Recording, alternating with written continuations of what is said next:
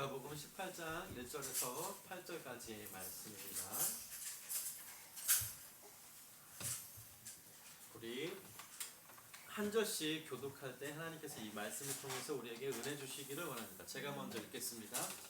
예수께서 그들에게 항상 기도하고 낙심하지 말아야 할 것을 비유로 말씀하여 이르시되 어떤 도시에 하나님을 두려워하지 않고 살아야 할 무시하는 한 재판장이 있는데 그 도시에 한 과부가 있어 자주 그에게 가서 내 원수에 대한 나의 원한을 풀어주소서 하되 그가 얼마 동안 듣지 아니하다가 후에 서로 생각하되 내가 하나님을 두려워하지 않고 사람을 무시하나 이 과부가 나를 번거롭게 하니 내가 그 원한을 풀어주리라. 그렇지 않으면 늘 와서 나를 괴롭게 하리라 하였느니라. 주께서 또 이르시되 불의한 재판장이 말한 것을 들으라. 하물며 하나님께서 그 밤낮 부르짖는 택하신 자들의 원한을 풀어주지 아니하시겠느냐. 그들에게 오래 참으시겠느냐. 내가 너희에게 이르노니 속히 그 원한을 풀어주시리라. 그러나 인자가 올 때에 세상에서 믿음을 보겠느냐 하시니라. 아멘.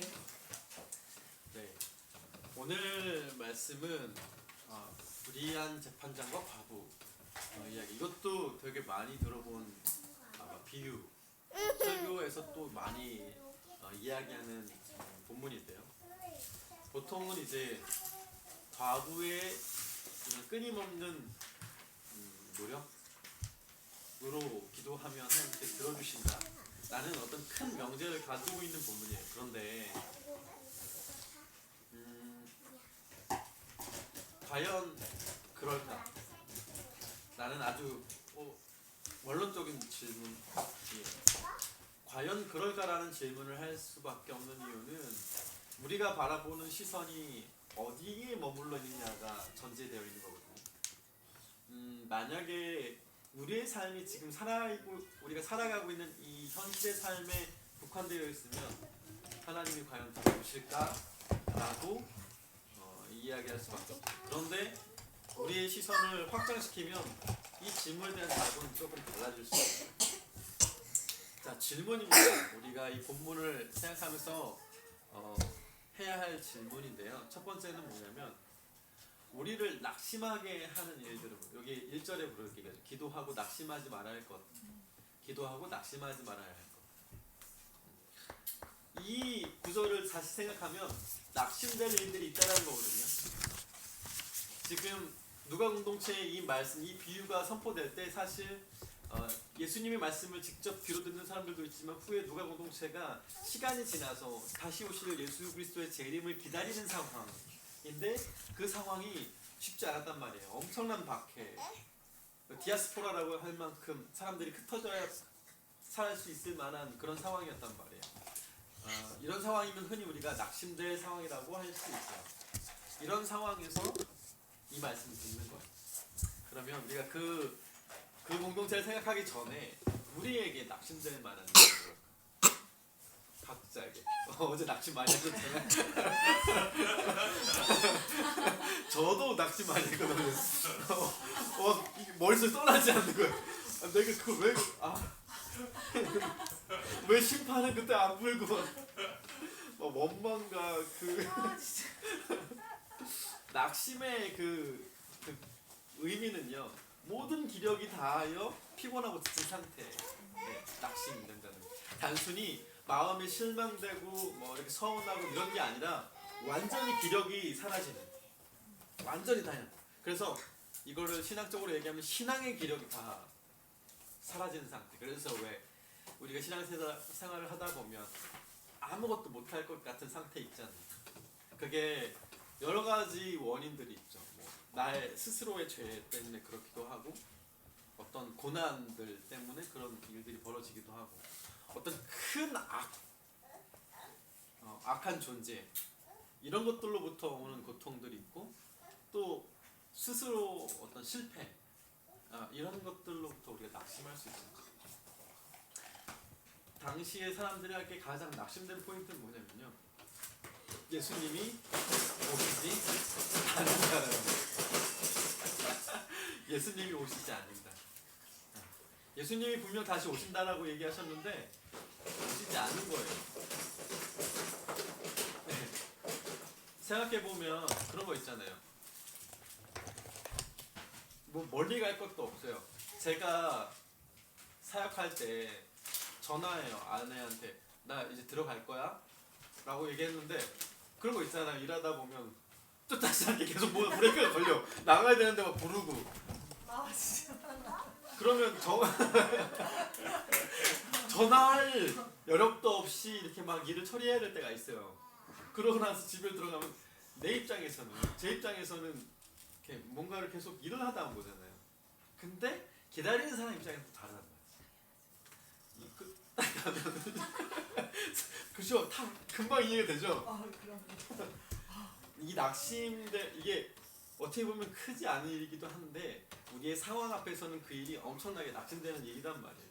근데 이 당시에 사람들, 예수님의 재림을 기다린 사람들에게 예수님이 오시지 않는 이 상황은 놀랄만한 일인 거예요. 어떻게? 언제? 오기는 하는 거야? 이때 과연 이 사람들이 어떻게 될지를 저는 예수님이 아셨다고 봐요. 그래서 맨 마지막 절에 보면 그러나 인자가 올 때 세상에서 믿음을 보겠느냐 이렇게 얘기했잖아요. 이게 무슨 뜻이냐면요, 없을걸? 이 믿음 지키는 사람 없을걸? 라는 약간 부정적인 답변을 야기시키는 그런 말씀이기도 해요. 오늘 본문 볼게요. 그냥 제가 쉽게 설명하면 이래요. 불의한 재판관이 있어요. 이 사람은 첫 번째로 하나님을 두려워하지 않아요. 하나님을 두려워하지 않으면 보통 사람에게 이렇게 맞춰져 있어야 되는데 이 사람은 사람도 신경 쓰지 않아요. 천상천하 유아독존. 단 하나 이 사람이 신경 쓰는 건 자신만의 안위. 그래서 이 내용들을 보면 이런 거예요. 나 사실 과부가 오는 거 진짜 눈 하나도 깜짝 안 하는데 내가 귀찮았어. 근데 이 과부가 어느 정도까지 지금 이 재판관에게 오냐면요, 원어 해석으로 보면은 이 과부가 와서 재판관의 이 눈을 주먹으로 칠 정도의 그런 뭐란 각오? 그런 폭력적인 상황까지 일으킬 수 있는 그런 각오로 온다라고 그 원어 단어에는 포함되어 있어요. 근데 그 정도는 아니고, 그러니까 그거를 그렇게 직접적으로 해석할 건 아니고 아마 그 정도의 마음으로 이 과부는 왔을 거라고 생각해요. 이 재판관 예수님께서는 후에 불의하다라고 표현하거든요. 두 번째로 나오는 사람은 과부예요. 과부는 이 당시에 가장 약자, 소외받은 사람이라고 그런 대표성을 띠고 있어요. 근데 지금 이 과부에게 어떤 일이 벌어졌냐면 억울한 일이 이렇게 생긴 거예요. 억울한 일. 그런데 이 억울한 일이 생겼는데 공정한 재판을 받지 못한 거예요. 그래서 이 불의한 재판관에게 과부가 왔을 때 내 원수에 대한 나의 원한을 풀어주소서 이렇게 얘기하잖아요. 이거는 재판을 통해서 나에게 유리한 재판을 해주십시오가 아니에요. 그냥 내가 이 일들을 풀어줄 수 있도록 공정하게만, 정당하게만 재판을 해주십시오라는 거예요. 그러면 공정하게만 해주면 내 원수에 대한 원한은 풀린다는 얘기예요. 그러니까 지금 과부는 그 삶이 항상 억울하고 누군가에게 눌려지고 짓밟히는 지금 삶을 살고 있다라는 거예요. 근데 이제 이 과부가 재판관을 찾아오는 거죠. 이건 단순히 재판을 통해서 문제가 해결되길 바라는 정도가 아니라 생존에 대한 문제예요. 생존에 대한 문제. 과부의 생존. 생각해 보세요. 그런 게 아니라면 이 과부가, 그 약한 사람이 그런 각오를 가지고 재판관을 찾아오겠어요? 이 재판관이 불의하다라고까지 설명될 정도라면 이 사람이 어떤 사람인지는 잘 알 거 아니에요. 하나님도 두려워하지 않아. 사람도 신경 쓰지 않아. 자기만 오르러. 그러면 이 사람에게 온갖 로비를 하고 막 뇌물을 주고 이런 거는 해야 이 재판관의 마음이 움직일 텐데 그럴 힘 하나 없고 돈도 없는 이 과부가 그렇게까지 갈 수밖에 없었던 이유는 생존에 대한 문제이기 때문에 이 과부에게 이 일은. 그러면 이 재판관이 그런 거죠. 귀찮은데? 알았어. 귀찮으니까 해줄게. 이것도 있고 하나는 이 일로 인해서 자기의 명성이 떨어지기 두려운 거예요. 이 약자에 대한 이 일로 인해서 자기의 안위가 떨어질까봐 싫은 거예요. 단순히 그거예요. 과부의 억울함을 풀어주기 위함도 아니고 그걸로 인해서 자기가 어떤 지위를 얻기 위함도 아니고 그냥 그래서 예수님이 이제 비유를 설명하시면서 이렇게 얘기해요. 하물며 불의하다라고 얘기하는 재판관조차도 이 정도로 과부가 이야기하면 들어주는데 니네 사랑하는 하나님께서 택하신 백성들이 그런 정도로 얘기하면 들어주시지 않겠냐. 그러니까 다시 이거를 그 당시의 시대적인 상황으로 다시 설명하면요. 예수님께서 오시지 않고 날마다 계속되는 핍박 속에서 너희들이 하나님을 찾지 않으면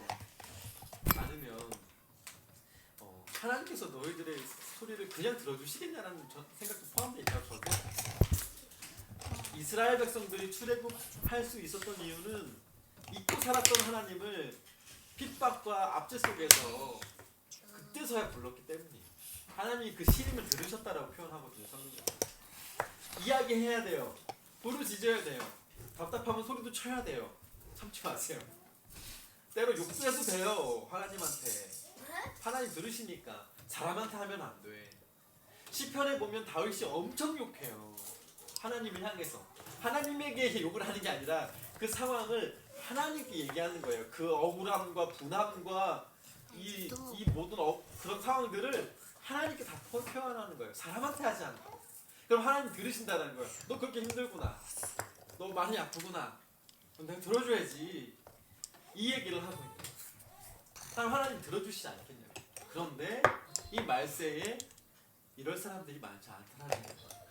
예수 그리스도를 믿고 있는데 이 힘들고 어려운 상황 속에서도 악이 만연한 세상 속에서도 그냥 그렇게 살아가는 거예요.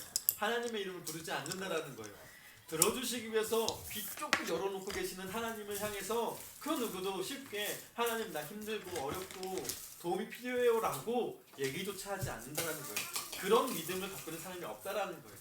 그 믿음을 가져야 하는데 어떻게 보면 하나님을 향해서 솔직하게 내어 나의 고통과 아픔, 슬픔들을 이야기하는 게 믿음이라고 얘기하시는 건데 그것조차도 하지 않는다라는 거예요.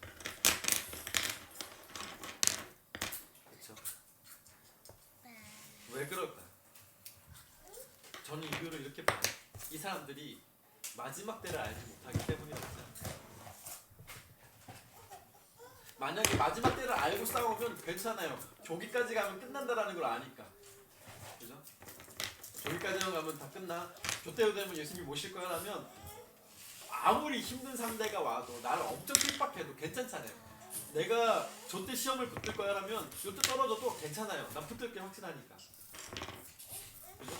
내가 지금 비록 경제적으로 어렵지만 요때 되면 풀릴 거라는 걸 알면 그거 괜찮아요. 견딜 수 있어요. 끝이라니까. 근데 이걸 모르니까 힘든 거예요. 이걸 모르니까 그냥 지치는 거예요. 낙심되는 거예요. 도대체 언제? 도대체 언제에서 넘어가면 어디까지 가는지 아세요? 도대체 계시기는 한 거야? 까지 가는 거예요. 그러니까 낙심하는 거예요. 그런데 하나님께서 얘기하는 건 이런 거예요. 끝을 알 수 없더라도 끝까지 싸우는 거. 이걸 믿음이라고 얘기하는 거예요. 끝이 내 눈앞에 분명히 보이지 않지만 그래도 달려가는 거. 마라톤을 하면 40km 넘는 그 구간을 달려야 하잖아요. 시작점에서는 끝이 안 보여요. 중간쯤 달려도 안 보여요. 결국 그 앞에까지 가야지 끝이 보여요. 그렇지만 달려가는 거잖아요. 힘들어도 숨이 차도 달려가는 거잖아요. 그걸 믿음이라고 얘기하는 거예요. 때로는 마라톤 하다가 물 마실 수 있잖아요. 잠시 쉴 수도 있어요. 기록인 경기가 아니라면. 때로는 힘들어서 돌아갈 수도 있겠죠. 정신 차리고 다시 달면 되니까. 그런 거예요. 포기하지 않는 거. 끝까지 포기하지 않는 거. 그러면요. 여리고가 무너지듯이 로마의 압제에서 풀려나듯이 출애굽을 하듯이 일제의 압제 속에서 우리나라가 결국은 독립을 했듯이 아우슈비츠의 그 절망적인 감옥 안에서 결국 해방을 경험했듯이 그 일들은 일어나게 될 거예요. 우리의 끝을 우리가 살아가는 이 숨쉬고 살아가는 이때까지로 한정하면 결국 실패했네라는 결론을 얻을 수도 있어요. 기다리다 내 삶이 끝까지 왔는데 해결되지 않는 상황들을 경험할 수도 있어요. 그렇지만 그게 끝이 아니라고 성경은 얘기하는 것이고, 우리가 그것이 끝이 아니라는 것을 믿음으로 고백하는 것이 그리스도인이라고 얘기를 하는 거예요. 제가 이야기하는 게 그래서 세상의 물질은 다 소용없고 세상에서의 기쁨은 다 소용없다라는 게 아니에요.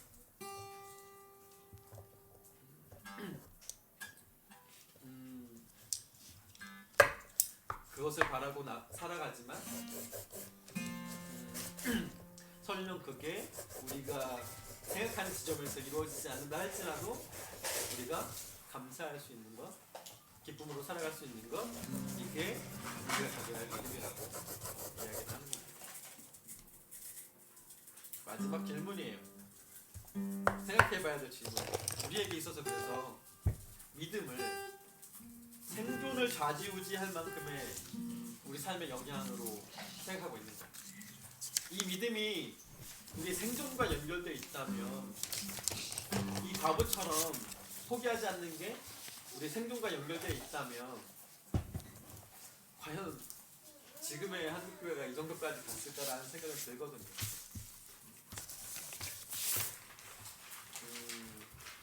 참 어려운 일이기도 하지만 마음에 새기고 고민하고 또 고민되는 것을 실천할 수 있는 저희들이 됐으면 좋겠어요. 그 우리의 믿음이 우리의 생명에까지 영향을 줄 수 있는 그런 삶 살아낼 수 있는 저와 여러분들 되었으면 좋겠습니다.